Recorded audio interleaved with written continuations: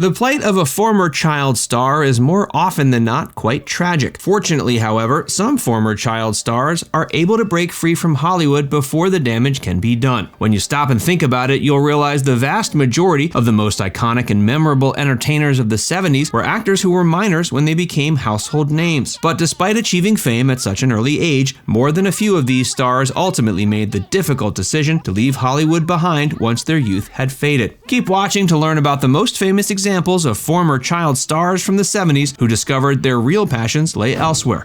Mike Lookinland. As the youngest Brady's son, Bobby, Mike Lookinland was one of the most beloved stars of the iconic 70s sitcom, The Brady Bunch. The now 62-year-old former child star was only 8 when the show made its debut on network television. When the series ended, Lookinland's acting career pretty much ended with it. While he did later reprise his role for a handful of Brady-related projects like The Brady Bunch movie and A Very Brady Christmas, and he even played himself in the 2003 film Dickie Roberts' Child Star, he hasn't done much else on screen since. Lookinland gave an interview to the Salt Lake City-based outlet Deseret Media. He explained that after he had moved to Utah at 17, his life's trajectory dramatically changed. Eventually, he decided to leave acting behind to start his own business manufacturing concrete countertops. As of 2022, he's still running the company he helped get off the ground, Just Add Water. In fact, he's even introduced one of his sons, Scott, to the business, ensuring that it will live on even after he's gone. Lookinland and his wife, Kelly Wormuth, also have another son named Joe, although it's unclear what field he wound up in. In that interview, Lookinland expressed gratitude that he was able to leave Hollywood behind unscathed. He told the outlet he never really set out to be an actor, but he ended up appearing on one of the most popular shows of all time. He said it was a miracle that he and his Brady Bunch co-stars made it through the transition to adulthood without ending up all screwed up.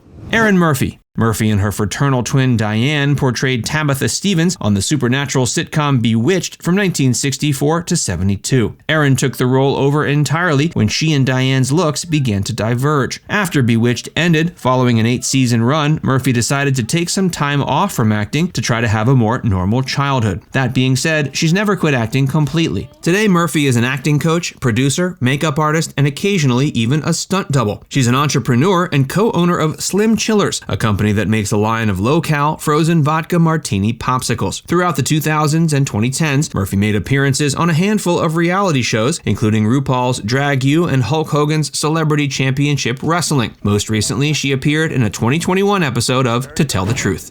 Peter Ostrum. Ostrum's role as Charlie Bucket in Willy Wonka and the Chocolate Factory saw him sharing the screen with late comic legend Gene Wilder. The role was both his first and last acting gig. Instead of sticking around Hollywood, Ostrum, who was 14 when he made his film debut, decided to walk away. After witnessing a veterinarian treat one of his family's horses, he decided he wanted to pursue a career in veterinary medicine, instead of chasing fame and fortune in the entertainment industry. While watching the vet care for the horse, he noticed he really seemed to enjoy what he was doing.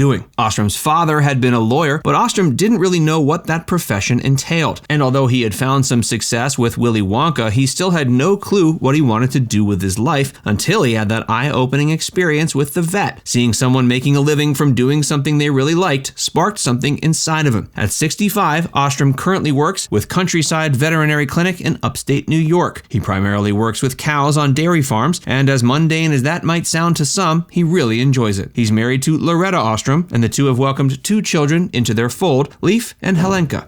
Donny Osmond. Throughout his musical career, Donny Osmond has put out 18 studio albums, 9 compilation albums, 4 video albums, 1 live album, and dozens of singles. Before he was one of the world's best solo pop stars, however, Donny found success among his family in The Osmonds, the band that brought fame for all of them. Later, Donny co-starred on a variety show with his sister Marie. In the 1980s, Donny released his first solo pop album while also making his Broadway debut in a production of Beauty and the Beast. Today, the Osmonds continue to perform together in Vegas, and Donny has since appeared on the 9th season of Dancing with the Stars, which he won.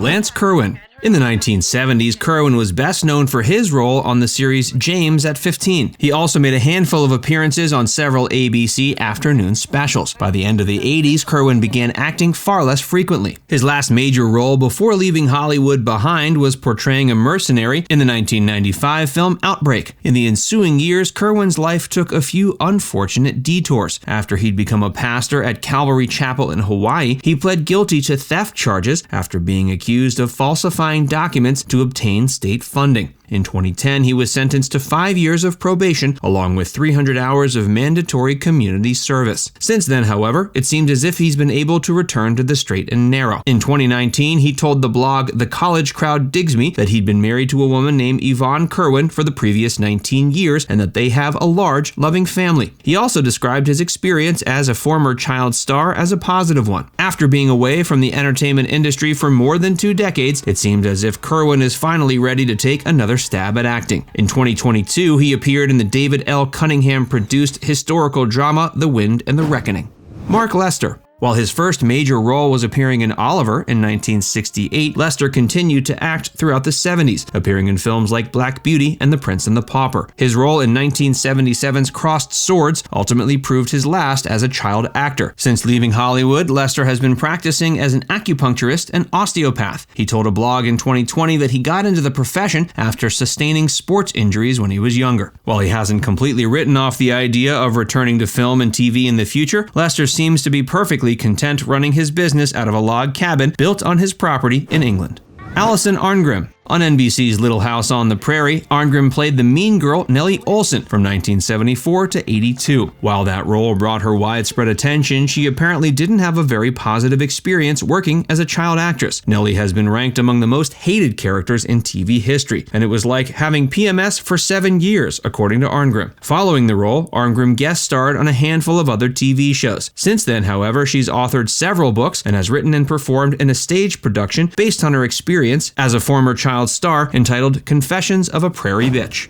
Kathy Coleman. This now 61-year-old former child star was best known for playing Holly Marshall in the 1970s TV series Land of the Lost. After that show wrapped, she left Hollywood behind. She later appeared in a reality show called TV Therapy and made a few guest appearances in the aughts, but beyond that, she's steered clear of the limelight. In 2015, Coleman published a memoir titled Lost Girl, The Truth and Nothing But the Truth, So Help Me Kathleen. In that book, she detailed her experiences living through 2 abusive marriages, as well as her time in Hollywood and making the rounds on the autograph circuit afterwards. In 2017, she published a second book, Run Holly Memoir, which specifically focused on her time on the set of Land of the Lost.